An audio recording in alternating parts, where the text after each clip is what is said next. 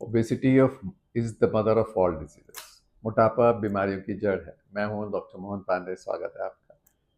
तो मैंने आपको बताया कि किसी को भी अब मोटा रहने की जरूरत नहीं है, बहुत अच्छी दवाइयां मौजूद हैं। GLP-1 एगोनिस्ट सीमाग्लूटाइड 12% तक वजन घटा देती है आपका।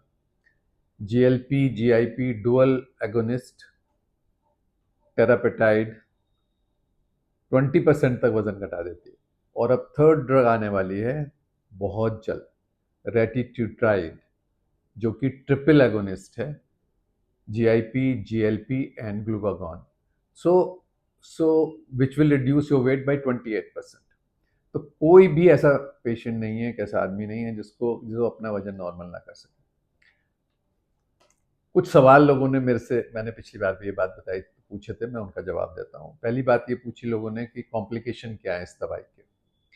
तो इसके GI कॉम्प्लिकेशंस होते हैं बेसिकली आपको उल्टी आ सकती है, आपको भूख नहीं लगेगी, पेट फूला हुआ महसूस होगा, कभी कभी डायरिया हो सकता है।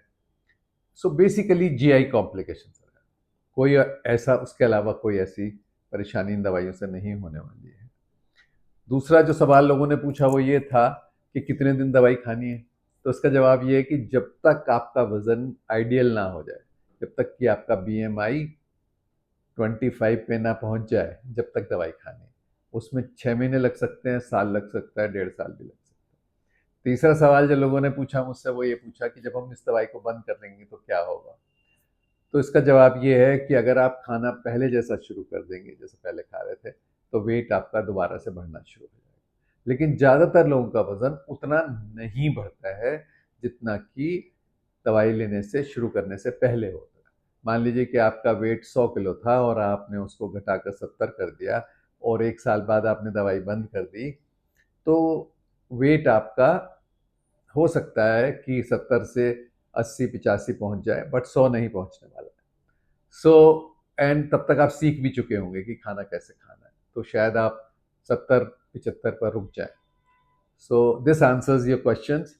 और भी कोई क्वेश्चन अगर आपको है तो आप पूछ सकते हैं मुझसे कमेंट में, और follow me for more information about obesity.